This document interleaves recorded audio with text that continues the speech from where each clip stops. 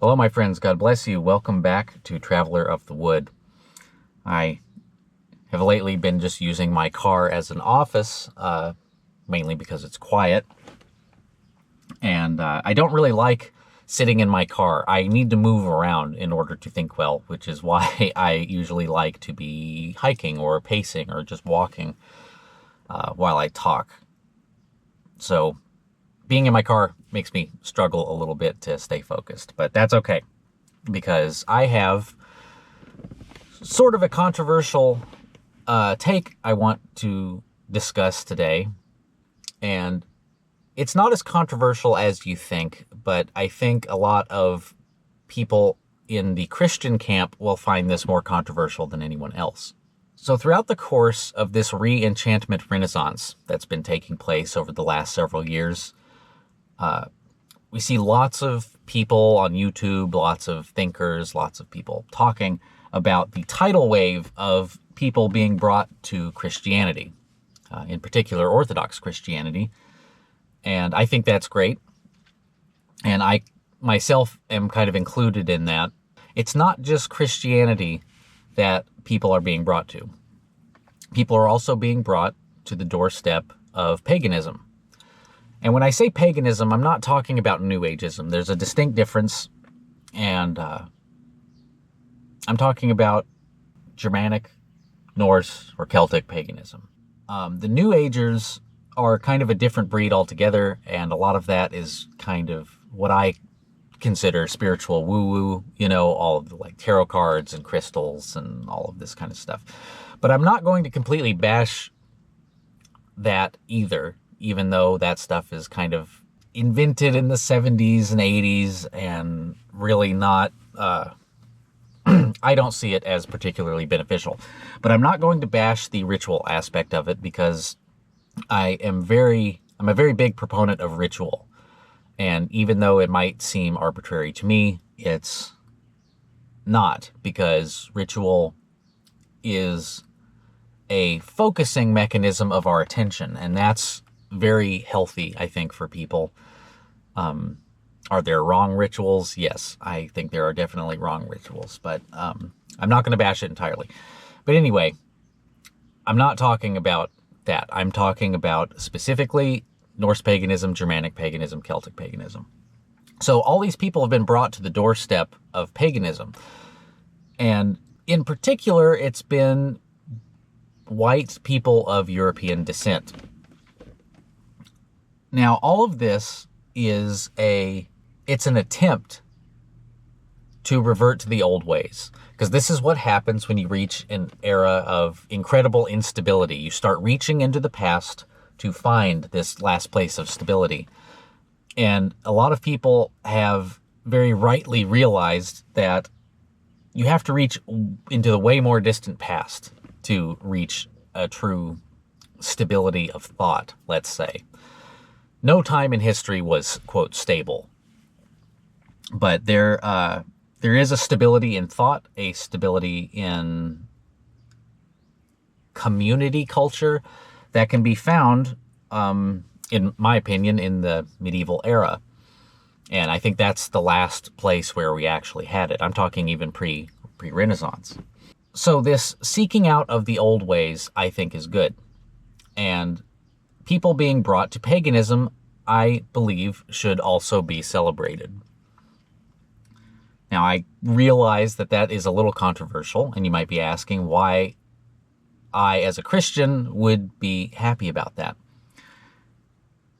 There's a few reasons, but the important reason is that coming out of the neo-technological kind of new atheist hellscape, for lack of a better term, I am beyond thrilled to see people returning to concepts of the divine. So if anyone is brought to, or that is at least recognizing the fact that there is a divine, that is super great news, in my opinion. And all of this is going to work out in our favor. Now, when you talk about Christians and pagans, they have a long history, and that history is not particularly great. There has been wars over it. There has been, convert or death, or convert or die type of scenarios. And, it's not good. We've all had our darkest hours. But I think now people are intelligent enough and people are open to conversation enough that I can see Christians and pagans working together to achieve common goals. Now, what is the sacrifice that both will have to do? The only sacrifice both will have to do is the acceptance that there is another side, really. And I think once we get past that hurdle,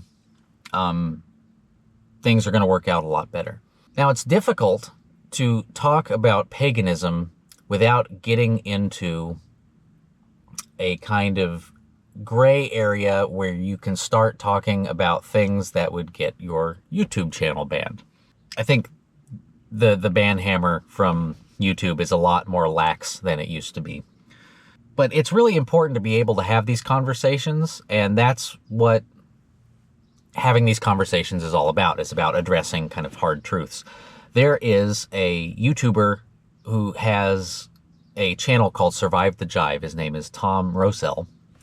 And really, really quality content on this guy's channel. He's kind of just from what I've observed, he's kind of the thought leader, maybe not thought leader, just a very prominent figure in the pagan world. And he's very intelligent. He's a historian. He makes really great documentaries. I would actually highly recommend checking out his channel. He's considered controversial. Why would somebody like that be considered controversial?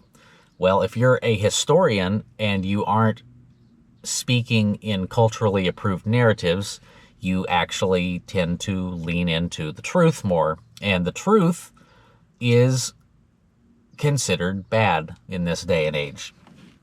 So he says some things that people go, oh, you must be evil. You must be a white supremacist. You must be a Nazi. You must be all this stuff, because he acknowledges racial differences.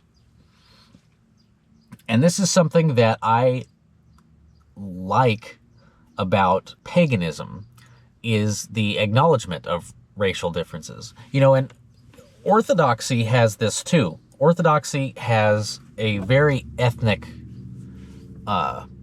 way of doing things. That's why you have the Russian Orthodox and the Greek Orthodox and the Macedonian Orthodox and, the Latvian Orthodox. There is an ethnic element to these kind of things.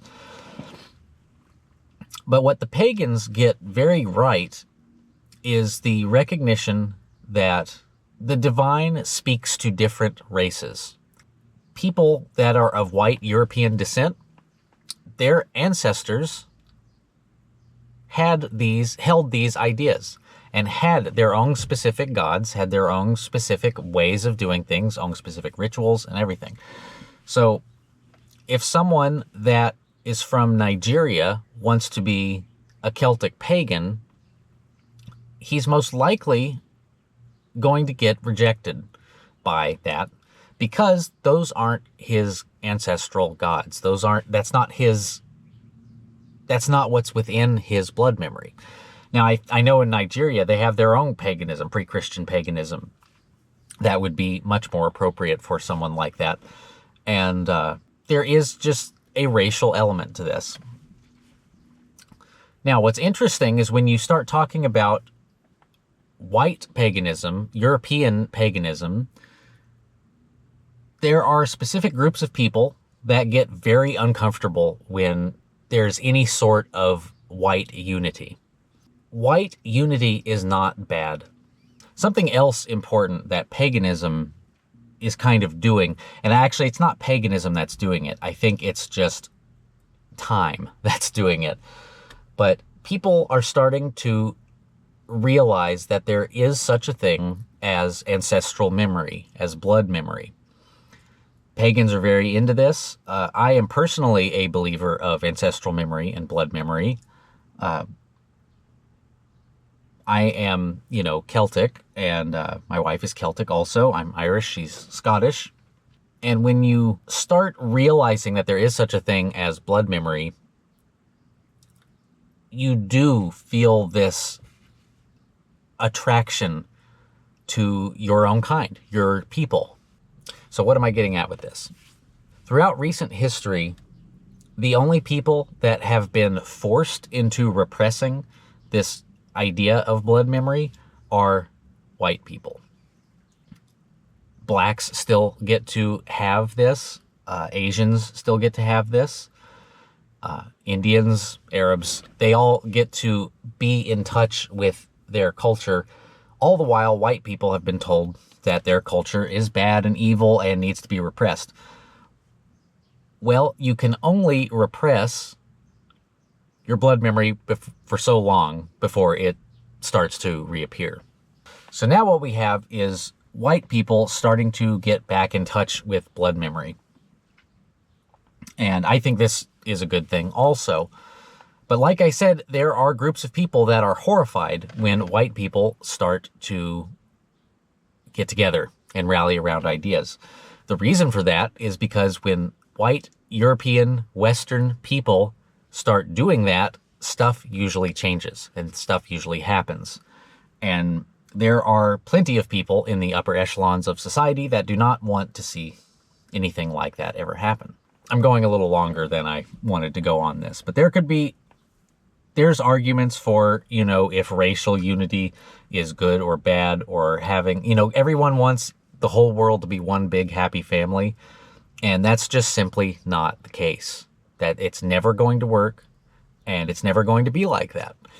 So through all of this forced multiculturalism, people have reached a level of unhappiness where they're starting to realize that all you have is your own. And that is going to change a lot of social dynamics going forward. I know that was a bit of a tangent, but changes are happening all around. A lot of people think that the Orthodox sphere is unchanged and has been unchanged for all these years. And that's true to an extent. But what's about to happen with all of these new people coming into Orthodoxy, the older Orthodox people are going to be dying, and these new, young Orthodox that are recent converts are going to be taking positions within the church. They're going to be becoming priests and deacons and things. And I know the Orthodox don't really want to acknowledge this, but that's going to cause changes too. And it's not necessarily because it's young people that are getting more involved with the church. It's more that they're recent converts. Recent converts have a lot of ideas, and they've been, really made on fire with all of this stuff that Orthodoxy has to offer. And, I personally think that's awesome and that's great. I think a lot of Orthodox Christians are ignoring the fact that the church is going to go through some changes. How radical the changes are going to be, I don't know. Only time will tell. But things are going to be changing because of this. So, same thing in paganism. A lot of these people being brought to the doorstep of paganism, being awakened to the notion of blood memory, just being awakened to the notion of divine in general. It's like being woken up from a sleep, Paganism is going to change. And in the eyes of the culture at large, these ideas of Orthodox Christianity or paganism, I could see changing quite a bit. Will it be for the better or worse? I don't know. We're going to have to wait and see. But the whole point of making this video was to say that I am personally thrilled that people are coming to their senses in regards to the divine. Because we've ignored it for too long, we've repressed it for too long, and now this stuff is starting to come out. We have the religious impulse. Humans, embedded in our genetic structure is the religious impulse. No one can explain it, or I shouldn't say no one. Science can't explain it, but it's really easy to understand that there is divine power. That's why we have this impulse. It's not a matter of just random chemicals communicating with our brain saying, oh, you should worship a creator. Like, that's ridiculous. It's definitely not that. We have this religious impulse for a reason, and it's because, in my opinion, we're made in the divine image. And because of our being made in the divine image, we crave that. We crave divinity. We crave connection with the creator. And this is, like I said, something that can only be suppressed for so long.